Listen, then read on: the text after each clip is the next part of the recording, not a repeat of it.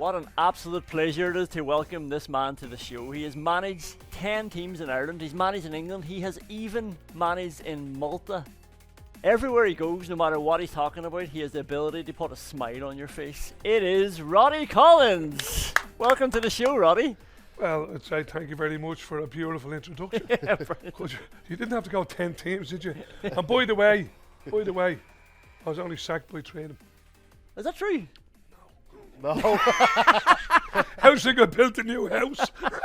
He's waiting for the Dublin job as well. Yeah. I did manage a Gaelic team. Did you? I did for O'Connell Boys. O'Connell Boys in yes. June Yeah, we used to 2006. train on there and Yes. Rings End. I did. That was a big deal because that wasn't long after your Shamrock Rovers. Then. That was only That's right. And the year lads after rang me up, Brian Dunleavy, and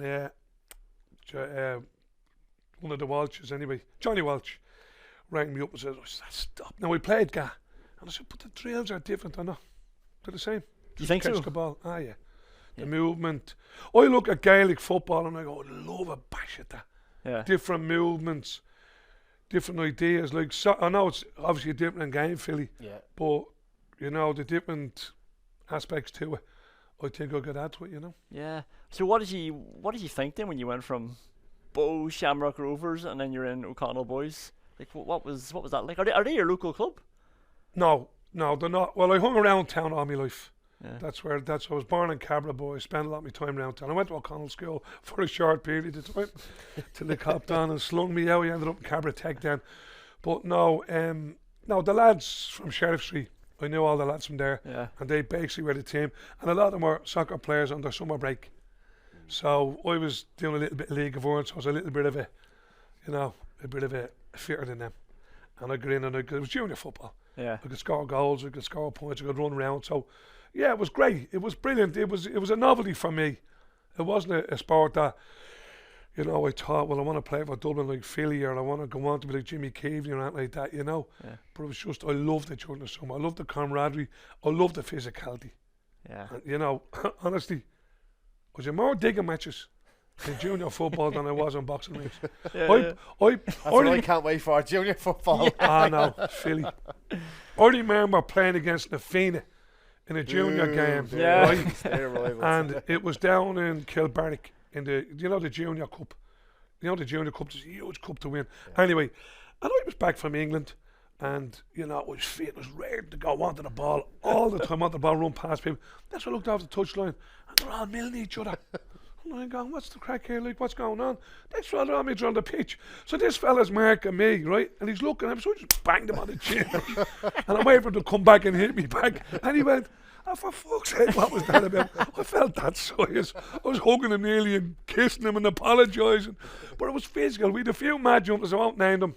Sasso. Right. Sasso. Sasso. Sasso's mad. And he was a brilliant soccer player. Every row he started, and he was only that size. But then, so when you went back to manage O'Connell Boys, then how did you find out? Was there much of a difference in the dressing room or training? What I want to know is, how did they afford you? Yeah, It must have cost them a fortune, did they? There was no money involved. It's an amateur sport. I got a couple of points in the Bridge Tavern and a few All-Ireland tickets. That's the truth. I didn't last long. About a month I last because, fellas coming up half gargle and fellas not coming up. Yeah. I was professional. Yeah. I was only ever involved in professional sports, So when I seen a fella coming up with a belly that size, I went, "This is not going to happen." You know what I mean? But I love the lads. You didn't promise the Louis Copeland suits. No, I couldn't fit half of them anyway. It cost a fortune on alterations.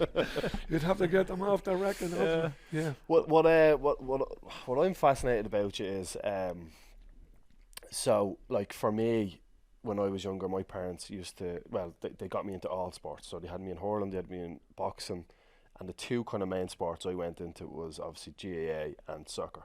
Yours was more boxing and soccer. Your book is brilliant, The Rod Father. It talks about your father building the extension out the back, and the sport was passed down through both sides of the family, and obviously Steve being a world champion and stuff like that. Yeah.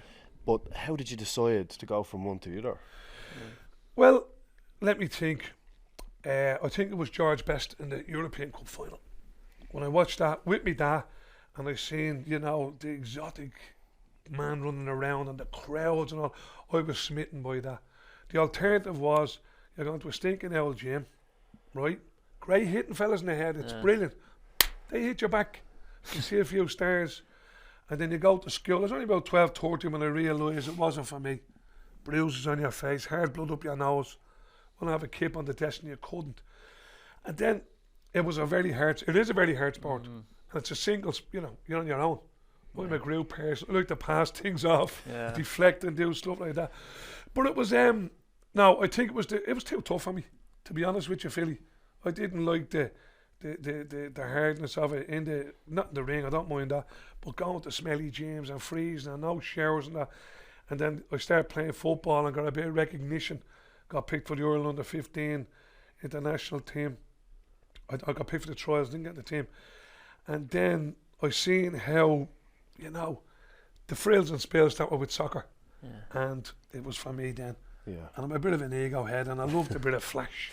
Just on that point, right? Just on, you talk about ego, right? Every sport needs a Roddy Collins. Like every sport probably has one in a different, I suppose, person. Like you have obviously Mourinho is a manager, let's say, that's takes the noise away from the players by being flamboyant. Yeah. Where do you think that came from? Did that come from the Gary Glitter days where you were saying that your parents came home after a few drinks and they would get Gary Glitter out? Yeah, I was Gilbert as well. Do you want to explain that? Probably that piece, the Gary Glitter. We lived in Cabra, right, in a 2 up, 2 down. My dad worked in Guinnesses, right, and he got 2 large bottles every day, and he didn't drink that much weekends, so they built up. So every 2 weeks, they'd come down to Hannah's corner, and there'd be a hoolie in the house, right. And I'd be up in bed. I was a bit of an exhibitionist. I used to be Gilbert O'Sullivan on the radiogram when they weren't there. And then I'd be got out of bed, get him up. I'd come down. But before I come down, I'd either be Gilbert or Gary Glitter. But Gary Glitter got them going more. I used to put my ma's leather jacket on, right? Bit of mascara on my chest, right? And our big boots, right? And I'd walk in, come on. And they'd all be going, and that got me going. So it was a bit of crack. Yeah. I loved the crack. My man and dad loved it. You could see the joy in their face. And it was just something. I don't mind like laughing at myself and having the crack feeling. I've been doing around my life. Yeah. You know what I mean? I can go into a pub and I go, he's fucking mad. Yeah. But I'm not mad. I just love a bit of crack. I would never offend anyone in it. So it came there, Philly. Do you know what I mean? Yeah. Entertainment. It was better than lying in bed listening to Jack O'Rourke singing Tom Jones and wanting to be down there. So my entrance fee was coming down as Gary Glitter or Gilbert O'Sullivan with my little cap on. Did that pass into the managerial? Yeah, 100%. 100%. Yeah. I believe in managing, as you say, keep everything away from the players. Make them just feel free. Right? Have a bit of crack when it's needed. Boom. When it's needed. Yeah. As your mates in Derry will tell you.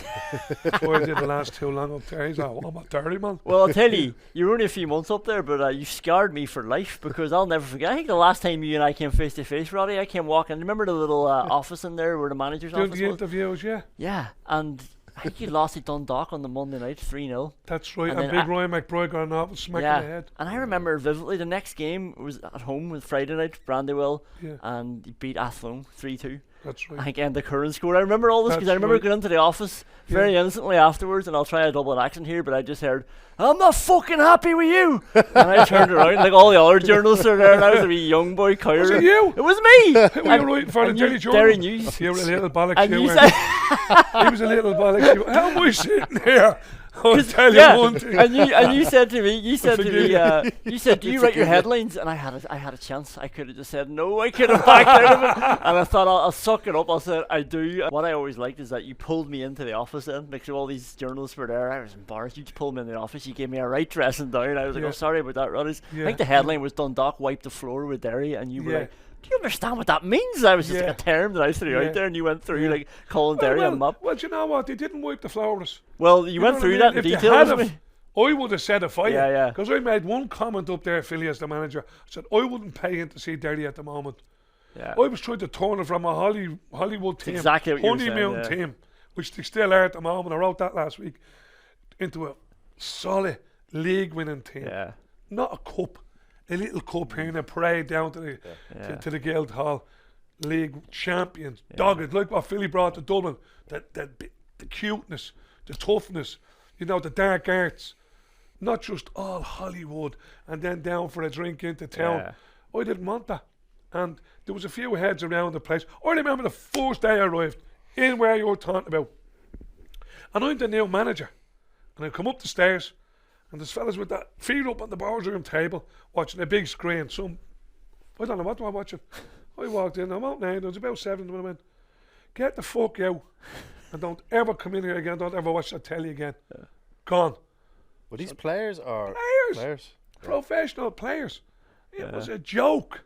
I have to pivot back to GAA on a GAA Of show. course, the so legend. many stories. But Football. did you go watch Philly's Dublin? I watch Dublin all the time. Yeah. Beyond the hill. The great Dublin teams and the not so great Dublin teams. Yeah. And, you know, they gave us the best probably 6 years ever as Dublin supporters. We had intermittent good times as well. I was there when Keaveney played 74, only a kid. And the hill is a sanctuary where Philly can do no wrong. That's why I love the hill. The Dubs can do. I remember being there for the 4 Meath games. I'll never forget it. Oh, I'd say that was unbelievable. That was unbelievable. Yeah. We had a family pub in Ballybuck at the time, and half it was the Dubs and half it was we made the Meath men welcome, and it was unbelievable, you know. And I remember the heartbreak of it, losing the 4th game.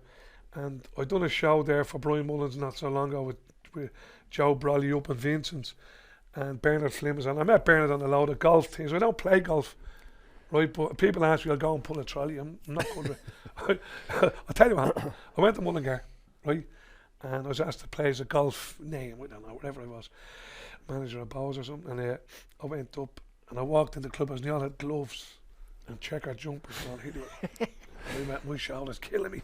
I said, "No fucking make me shout myself." I pulled the bag around my fellas, couldn't hit the ball that way or that way. They were brutal. I was better than a whole lot of them. But I didn't have the glove or the jumper. They looked good. They look great. But anyway, I met Bernard Flynn. But when I done the show with Bernard for Brian Mullins' his dinner, Gilla was the main man of that. And when he introduced, I said, I have to say this before, I said, "You're a little bollocks. You ruined many days in us in Dublin." And like that I said, "But I forgive you now and we'll march on." Right? And Flynn rings me all the time.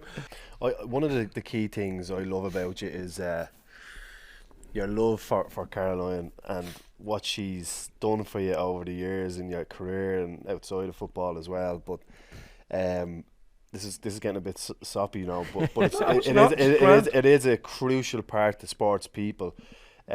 For me, you know, my wife, you know, 14 years playing, and the sacrifices the partners have to make is huge.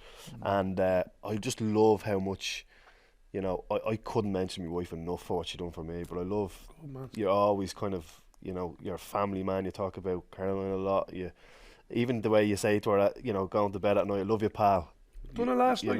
You know. So I think the football and theatre there, and then when you take that theatre away from Roddy, he's got this realism about him, which is, I think, is unbelievable. You know, to have it in this day and age, for somebody to say, "This is who I am." Yeah. You know, and I'm happy with the love I have around me. I think that's an unbelievable piece. Well, Philly, you spoke earlier about my dad handing down boxing and stuff like that. That's what he handed down. Yeah. Family. That's a Collins thing. Family. You know what I mean? And I met Caroline when I was 15. Well, I seen her when I was 15, just up the road from here. I started going out when we were 16, walking to Phoenix Park. Doing it ever since. But she's loyal, straight, and no mug. No mug. Solid. Like, I've been banjoed by Caroline, I'll tell you that as well. It's not all, you know what I mean? Lovey-dovey. Louis Copeland suits I've seen the front garden many times. That's the truth. You know what I mean? So, but you have to give it, I wouldn't have got nowhere near the opportunities and the backing without Caroline. You know what I mean? Because you have to think of your family. When you have 5 kids later on, or I'd say, "Caroline, how we fixed?" Well, what you mean? Well, can we take that gamble? Yeah, we'd be grand. Out we go. Yeah. It's great. And then, like, you come in after a game, Caroline, if you win, Caroline wouldn't have to say anything to me. She'd get the results, she'd be waiting for me in Lily Bardello's or somewhere. Fucking Ted Lasso jumping around the gap. when you lose, can't say to the kids, leave them. Yeah. And Karen would be dressed up to go out. Final whistle, they lost. She just get back into her civvies, you know. And it was just the support was brilliant. Yeah. And I dragged her. Well, I didn't drag Karen. She came with me. I wouldn't drag her. Karen said to me tomorrow, now I'm meeting a fella tomorrow about going to China, right? I had a chat with Karen. She said, yeah, we'll give it a bash. Karen said to me tomorrow after meeting him, I'm not going to China. I said, we're not going to China. You know what I mean? Yeah. But as Philly said, you need that. You can't have a situation where you're leading one life and you're married to a woman who's the mother of your children, your partner, your best pal, and she can't be involved in it, whether it's giving you compassion or you don't want to engage her. That's never going to work. Yeah. You know what I mean? So will you need her back in at any stage now in the future? Is it 5 years since you've been managing now? I never wanted to be out of work. So you're ready to rock, I- like if the I'm opportunity ready to came go. up? I applied for Pats, I applied for Cork, Cliftonville, Glentoran. Yeah, I'm out And there. why do you think, Roddy, that you're not getting those gigs? Well, now, possibly because, as Colin says, I'm out of the game maybe 5 years and they probably think I lose touch. Maybe because I want too much, Philly. I go into clubs to win. Yeah. Never for a financial. I always get paid. But I never ever disagreed with a club over money. I disagree over training facilities or their ambition or what they want. And if I go, that's not what I want to win the league every year. Well, you can't win the league every year, but you can strive to do it, Philly. So I'm a bit, put it this way, I'm the worst politician in the world. In a dressing room, I'm the best. In a boardroom, I'm a fucking disaster. You know what I mean? In what way? Like, are you like a bull in a china shop sort of thing? In the Well, I'll boardroom? tell you what, right? I was at a meeting at Bohs 20 years ago, and there was a lot of committee members around, and I was putting my case forward. And it was all professional, relevant to bring the club forward. And the stuff that was coming back. And I went, here, hold on a minute. And Turlock was me mentor. Yeah. And Turlock done that under it. And I was like, get your hand up. I'm not listening to this crap. Yeah. And that was it. That was the beginning of the end for me there. So you asked me a question, Philly. I'm probably too demanding. And anyone looking out there to look for a manager, if you want somebody just to hold the corner shop, don't even think about ringing me. I want to go in and turn the world upside down and win the next league. Do you think, like here in Ireland, do you think there's many clubs that, if you look at the amount of teams in the top division now in the Electricity League, do you think there's the ambition in the boardroom for? I'd say there's probably, you know, when you're talking about year after year winning leagues, there's probably 3, probably 4 possibly teams that really believe they can go and win the league. Obviously Rovers, they've done it 3 in a row now, you know, so but do you think there's enough ambition in the boards of other clubs to take a punt on someone that has been out of the game for 5 years but that wants just to go and win the league? So for example, tomorrow UCD, Drogheda, whoever it is, you know, who brilliant clubs that fight tooth and nail every year. Do you think they look at you and go, you know, we can't win the league, impossible, but you're saying we should strive towards it? Yeah. So what do you think is the block there that's stopping that happening? Would someone like that, Philly? I would love a man, a chairman in a boardroom or a boardman and say, he's proved it what he's done. Right, look at the clubs that he took with no money. Bohs had no money, won a double. Carlisle, biggest achievement in my football career, at loan, 20 years out of the league, 6th lowest budget, won the league with 4 games to go. Monaghan, 15 years out of the league, promoted in the 4th season with the 6th lowest budget again. So if you look, we'll have to prove him. He might drive us mad, but whatever we're getting now, he might get us 30% more. He might get us into Europe, right? Now I don't believe in risk management, Philly, either. You know, let's throw a lot of money at it. That doesn't work. You get the best players, and I'm good at picking players. You get the best out of them. You achieve something. You get money in. Turnstiles, prize money, and that's your little budget for the start of the next season. And you build on that, right? So I would be hoping to someone out there, you know, because I can improve every player I'll ever work with. I will build a team with the right mentality, right? Because teams wins leagues, right? Players wins cups, I always say. So you build a team with the right mentality. that when you're down in the trenches, you look to each other. Like when Philly was, and I'm not filling your pocket, Philly. I looked when Dublin was in the trench. Looked to Philly. Philly knew had the know-how, the little nudge, the little block, the little bit of dark arts. All that's required with skill, ability. But the most important thing is with the desire as a man to a man. I'll look after you. You're having a great day. I'll cover for you. I'll look after you. That's what wins games over a period of time. And I always say, life, I brought life into a dressing room, is like Snow White and the Seven Dwarfs. Right, I've given this team talk on a numerous occasions when I had to. There's all sorts of different personalities. We can't be all the same. There's a grumpy. I had a player up in Derry, don't name him. I know who you're on. Everyone thought he was grumpy. I thought he was a great fella. He was just born with a grumpy face. Great striker. Brilliant. No, you're narrowing it down. The chap was just born with a grumpy face. He was a great bloke. He was a lovely fella, and I had a great time with him. But I'd won in England as well, and he was grumpy looking, but he was a great bloke. So I said, right, I'm going to throw this in. I went and I said, right lads, can we all sit down? I can feel a little bit of friction in the dressing room. Now, you have to understand, Snow White, the Seven Dwarfs is not a fairy tale. It's about life, the whole of life, and this dressing room life. And we have a happy, he's always laughing. We have a bashful in the corner, right? And we have and then I get to the one and I says, and we've a grumpy, and we all know, right? It's a pot of stew. It's the Seven Dwarfs. Forget about your £8,000 pro license badge. Get rid of it. Yeah. Let the Rodfather in. Let him into Man United tomorrow. I'll go into United tomorrow and sort that out. Brilliant. But I have one myth I want you to clear up. It's not true. Good friend of mine, Paddy Andrews, loves a story. He tells the story that maybe he did or somebody else told a story. I'm just going to say it that way anyway. That you looked to sign him for Monaghan United. I signed him. Did you?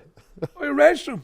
Go to the FAI and check why and where did that come I'll from? tell you why, right? Paddy lives 2 minutes from me, right? And great young fella. Knocked around with me daughter, Niamh. And we'd no players and no money. Yeah. And Paddy's getting dropped out of the squad. Yes. And I thought, right, okay. Niamh said, Daddy's a great footballer. I've seen him playing with the lads on the pitch around the corner. So I was driving up on Sunday. And Paddy was coming in, let's say, the worst for wear, right? Yeah. Paddy! Oh, Rod! Get in, you alright? Yeah, we out last night? Yeah. Man round the house says, Niamh said you're a great footballer. I can make you the next Shane Long. Start listening to me. Went to the fridge. Little can of Guinness for me, little can of Guinness for Paddy. Sit down there, son. So by the time he finished his can of Guinness, I had to play for Ireland. so the only thing we need to do, Paddy, sign that, will you? He's in the second can, we signed that one, right? Don't read it, just sign it there, Paddy. Yes, I'll look after come you. here, I would look after, I'd never do him in. So Paddy signed that and see what I can get you, right? So off he went, that was great. Straight to the papers, because it was, it was like signing Philly or Rovers signed John O'Leary when I played. It was a big name, So it was great for publicity and that. I'll never forget it. About 4 o'clock on the Monday.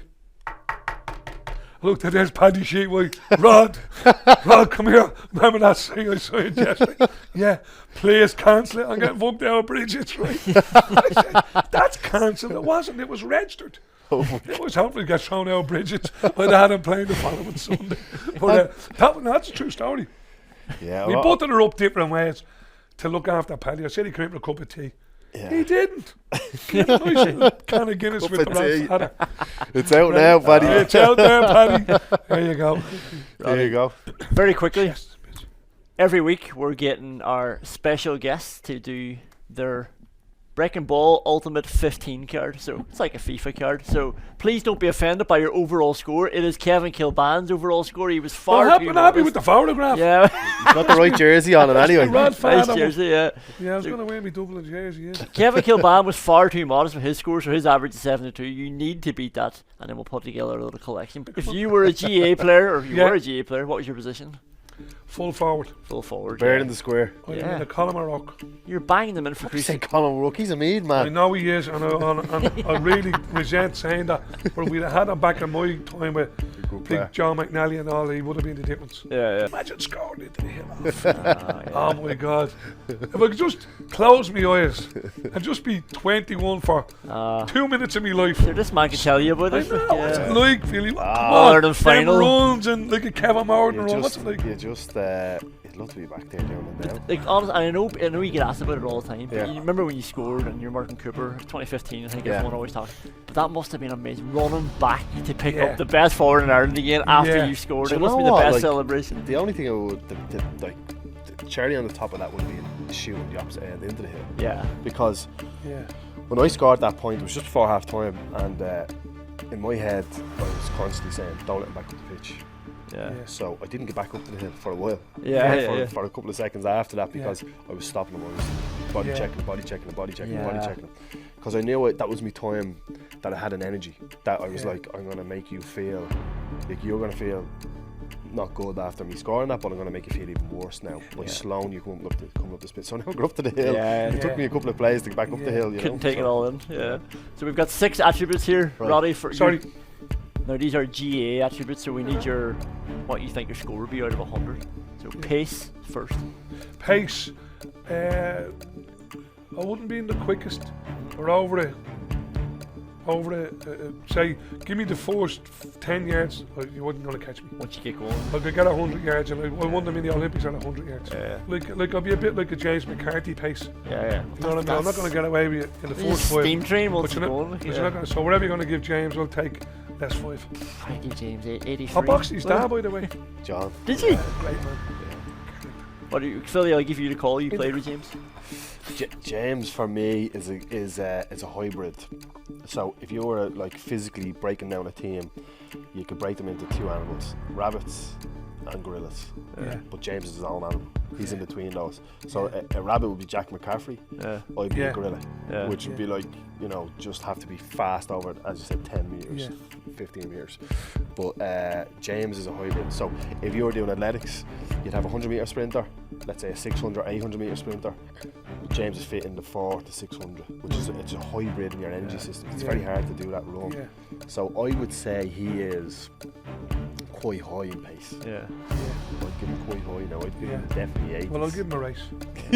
83 then for Go Roddy for Collins. 83. Go for 83. Let's go shooting. 83. What's shooting out of 100? I was a goal scorer in soccer. Yeah, Crusaders. You were scorer. banging them in. Banged him in. Top scorer at Rovers when I played there. Yeah. Yeah, and when I played for O'Connell Boys, I took all the dead balls.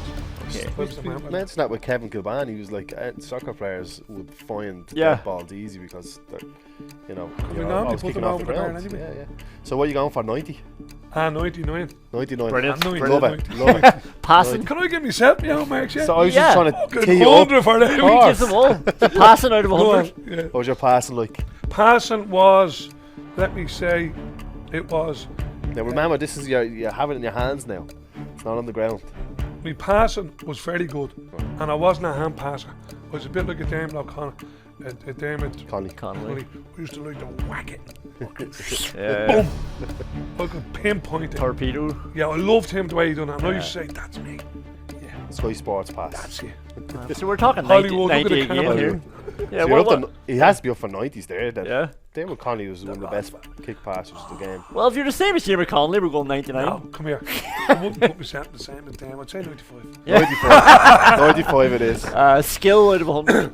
65 maybe? Is that I modest? wouldn't even go that far. Yeah, I'd say 60, 55. 55. 55. So physicality, let's redeem yourself here. That's right. Well, I'd say if you asked anyone in the game, they'd go up to the late 90s. Lovely. Not asking me. Yeah. I can't say that. But if you asked anyone I played against, 90s. Nick Neville used to say, oh, Jesus, Rod. I used to be in a car crash every Monday morning after playing against you. Just stand on his toes into the ribs. Yeah. Sixth rib, the soft one. Boom! Yeah. From one gorilla to another, you should decide what Roddy's getting for physicality. Ah, he's bred from the same cloth as me, Yeah. so I definitely think he's high in the physicality. 95, so, 100%. yeah, Then, yeah. definitely. And the last one, defending, Roddy, out of 100. Defending. No, I wasn't a great defender. I was too flamboyant, minded, attacking to be doing that dirty work. Yeah. So give us your mark out of 100 for defending, and we'll be able to give I'd you your say average. 50. 50. It's been kind. Very modest. Yeah. Yeah, Roddy, that's absolutely brilliant.